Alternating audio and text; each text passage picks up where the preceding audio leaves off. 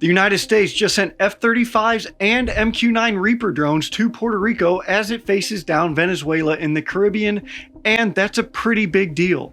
They might not be a declaration of war like many believe, but why is the US sending them, and what can they do for what is officially a counter-narcotics mission of hunting drug smugglers and so-called narco-terrorist networks? These aircraft are joining destroyers, cruisers, marines, and even a submarine in a buildup that looks less like a drug patrol and more like a show of force aimed squarely at Venezuela and its leader, Nicolás Maduro. Welcome back to Task and Purpose. I'm Kyle, and today we are diving into what the F-35 and MQ-9 are doing in Puerto Rico, what they bring to bear, and really just a general overview of what the f*** is happening, because there is a lot going on. But as I record this on September 10th at 09:29 Eastern Standard Time, this is what we know.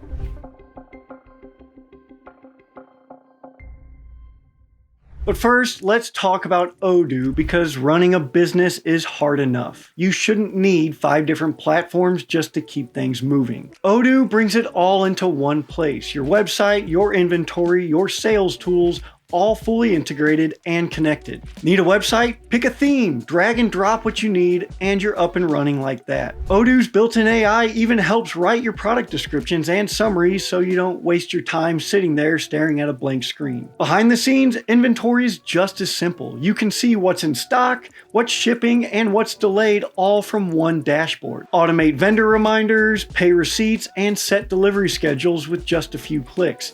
It even syncs automatically with your e-commerce and sales apps. With Odoo, everything works together so you can spend less time managing tools and more time growing your business. Start today at odoo.com. That's ODOO.com. Your first app is free, and we would like to thank Odoo for sponsoring this episode.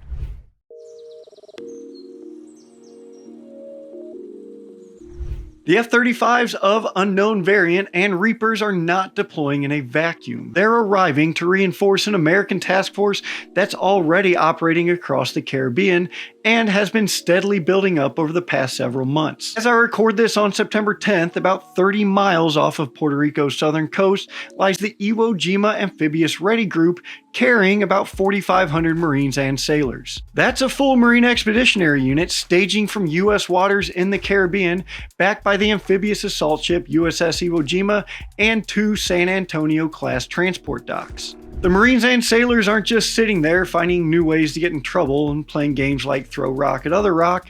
They're training and reportedly practicing ship-to-shore operations and seizing coastal areas. Also in the region is the destroyer USS Jason Dunham, which was buzzed by 2 Venezuelan F-16s on September 4th. Another Arleigh Burke-class destroyer, the USS Gravely, is patrolling in the southern Caribbean. The cruiser USS Lake Erie passed through the Panama Canal to join the mission, and meanwhile, the destroyer USS Sampson remains docked on the Pacific side of Panama City.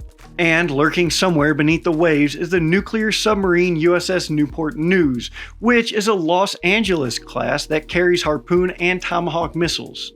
It's believed to be operating in support, though the Navy won't confirm its exact position for obvious reasons, but submarine activity in the region has been historically rare, and the inclusion of an attack sub suggests a much more serious posture. These aren't things that we just send around willy-nilly. Usually when we send them to somewhere, we take a lot of footage and photos and videos and post them up because it's kind of a flex and it's a message. This time it's not just meant to deter drug runners, but potentially to put down a military escalation. Tensions with Venezuela have been simmering ever since the Trump administration revived efforts to use military power as a deterrent against both narcotics trafficking and geopolitical adversaries in the Western Hemisphere.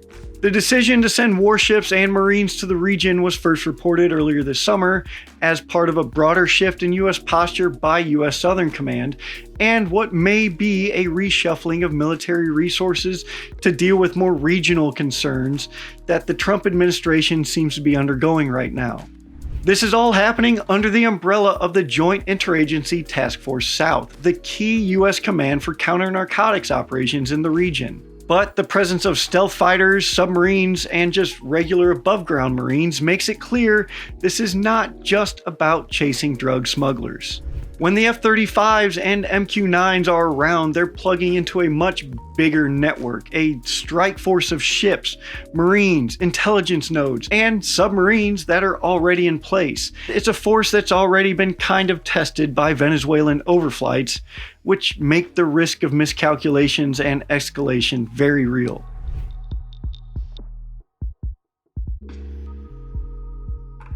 So, there's a ton of stuff already there. What do F-35s and Reapers really add to this mix? When it was announced that the F-35 was heading to Puerto Rico, many people saw this as a sort of declaration of war against Venezuela, a precursor to a larger shooting war between not just the drug smugglers, but the United States versus the Venezuelan government and the drug smugglers.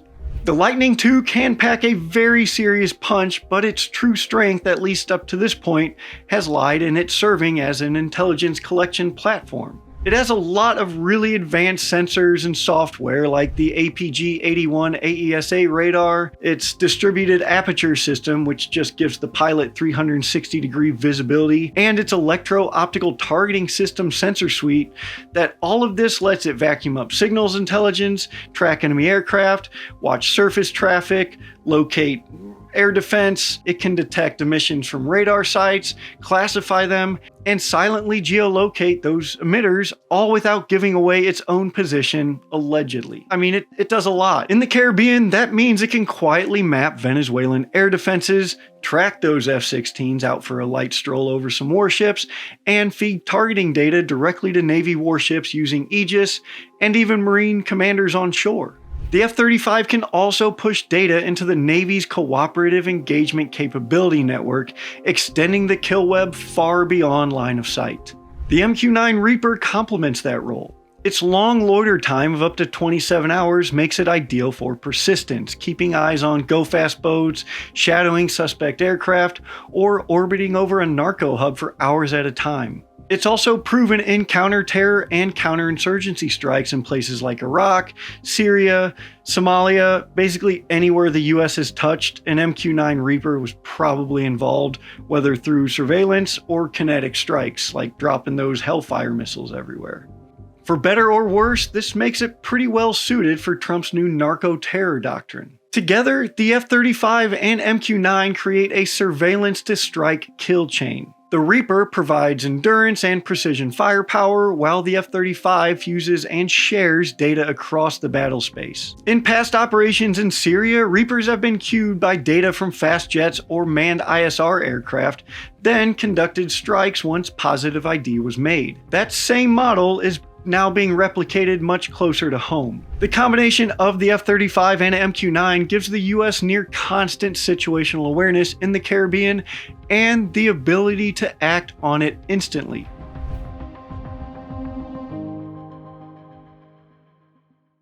Alright, so all this stuff, all this background, all the capabilities, how did we get here? This has been months and years in the making, really, but on September 2nd, things got real after the United States hit what leaders claimed was a narco-boat carrying 11 people and drugs after it was told to stop but did not. Now, please don't get all weird about me saying leaders claimed there, but just without more sources or more evidence to corroborate what we're being told, we cannot definitively say what it was. This is what journalism is. It's kind of boring when it's done right, but it isn't me saying the administration is lying. I just can't say with absolute certainty that they're telling the truth. But it certainly wouldn't be the first time a presidential administration lied. But by saying it like this, like saying leaders claimed, we're leaving it open to you to interpret given the details that we have to relay, which is the latest we have. Now, saying that, the boat did have 4 outboard motors on a relatively small V-shaped hull with lots of stuff loaded on it. You just don't typically strap 4 $30,000 and up outboard motors to a boat for no reason, unless they're like some of the old dudes where I live that show up with their tiny little bass boats and Merc 350 racing engines hanging off the back of them because they've got to get to their spot before anybody else does. Anyway, that being said, maybe they were just out for a leisure cruise, but they couldn't be reached for comment, so we may never know. Although the Pentagon has not specified which platform carried out the strike, many are speculating that it was an MQ-9 Reaper. And that makes sense. The Reaper, as we discussed, is built for this kind of mission in mind. Unlike a Navy destroyer's missile or a fast fighter's bomb run, the MQ-9 can just watch, wait, and then execute a lethal strike the moment a target refuses to comply. Reapers have been used as intelligence, surveillance, and reconnaissance assets in the area before, and they are seeing more use over the US-Mexican border, but they hadn't been used publicly in lethal strikes like this one before, at least not in this region. If confirmed, this would mark a significant expansion of the Reaper's role in the Americas.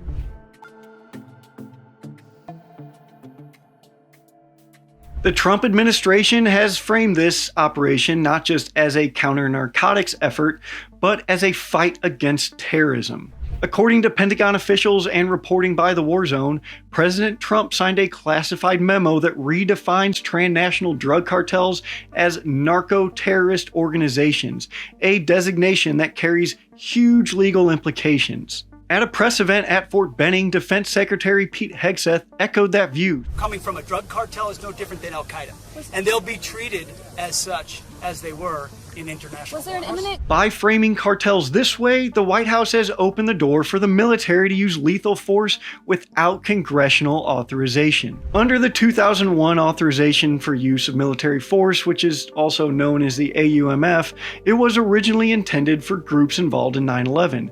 Trump's legal team, though, argues that any group considered to have ties to terrorism can be targeted by US forces. This AUMF is different from the 2002 AUMF that authorized the invasion of Iraq specifically.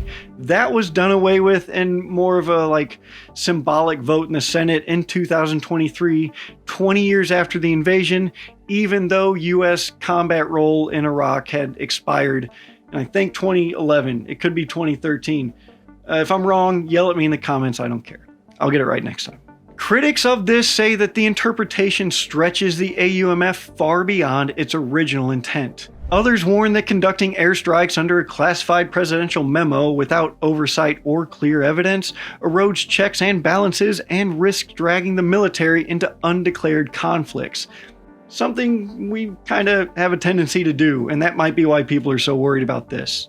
The Pentagon confirmed that the recent airstrike on a suspected drug boat in the Southern Caribbean was a direct result of this policy shift. This escalation is also aimed at Venezuela directly. Senior defense officials told the War Zone that the deployment of stealth fighters and Reapers serves a dual purpose, interdicting smuggling routes and signaling military readiness to Nicolás Maduro. Maduro himself was indicted in U.S. federal court in 2020 for narco-terrorism, and a $15 million reward remains in place for any information leading to his capture.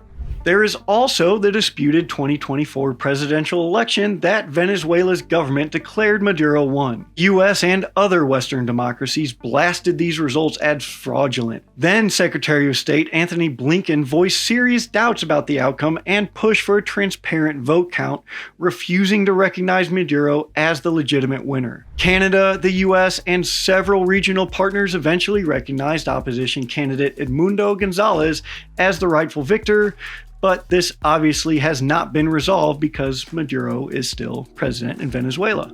The flyby by Venezuelan F-16s over the USS Jason Dunham was widely interpreted as a warning shot from Caracas, a signal that they view this buildup not as a counter-narcotics enforcement, but as preparation for a potential military strike on their regime.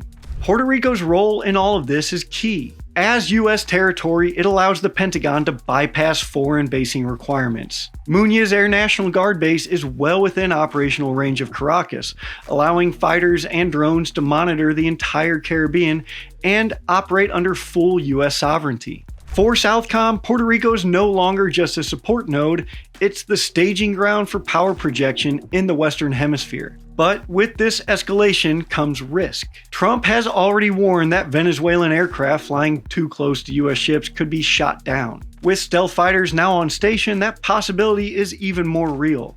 A Venezuelan pilot pressing too close to a destroyer or a US commander interpreting a maneuver as hostile could trigger a shootout and a larger war. There is some precedent here that we can look at to get an idea of what could happen. Similar situations have occurred when Russian fighters have repeatedly buzzed US aircraft in the Black Sea and Baltic, in some cases passing within just 10 feet.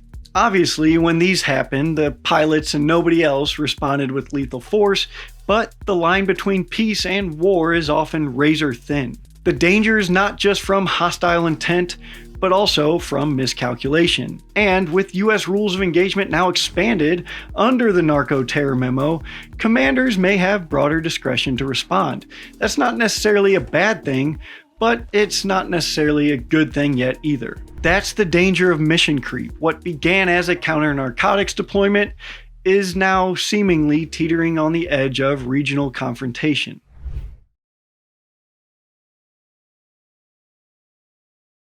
The F-35s and MQ-9s may be the newest arrivals, but they're not deploying alone. They're joining destroyers and cruisers, Marines aboard the Iwo Jima, a fast attack submarine, and a full ARG MU strike package. Together, this is the largest US presence in the Caribbean in years. The official line is counter-narcotics, but the real message seems to be deterrence aimed directly at Venezuela. Regardless, the bottom line is this: the F-35 and MQ-9 bring eyes, reach, and precision beyond what is already deployed in the region. The Reaper loiters, tracks, and strikes. The F-35 gathers intel, links shooters, and commands the airspace. Together, they turn a task force into a connected strike network, one aimed directly at Maduro's regime, but also drug traffickers, because, just like the war on terror, we plan to win the war on drugs. I wrote this script and, as always, Savvy edited the video. Real quick, I'll just mention that I'm wearing the Semper Gumby shirt. It's kind of an old design, but I really like it. We always used to say Semper Gumby in the Marine Corps. To play on Semper Fidelis instead of always faithful, it's basically always flexible. You can pick one up for $25 off store.taskandpurpose.com and use code ActuallyWatch to get 10% off that order. I also want to really quickly just say thank you to everyone in the audience who's been supporting us since Chris left. I've seen a lot more recent comments saying that I'm doing a good job, and I really appreciate it. This is a lot of work. It's a lot, but seeing that little stuff that like what we're doing is working and you all are enjoying it, that means a lot. It gives me more fuel. It makes me excited to keep going. So if you enjoy it, let me know. If we can make it better in some way, let me know that too. I don't know what I don't know here. I'll be the first to say I am wildly underqualified for this job, but I'm gonna bust my ass to do my best job, make everybody proud, you know, and I really care about task and purpose, so I do appreciate that, even if I don't respond, because it's weird for me to get compliments like that. I still don't believe anybody watches this. I'm glad you do. Anyway, that's enough from me. I am Kyle, your friendly ginger newsman. You are all dismissed, and I will see you next time.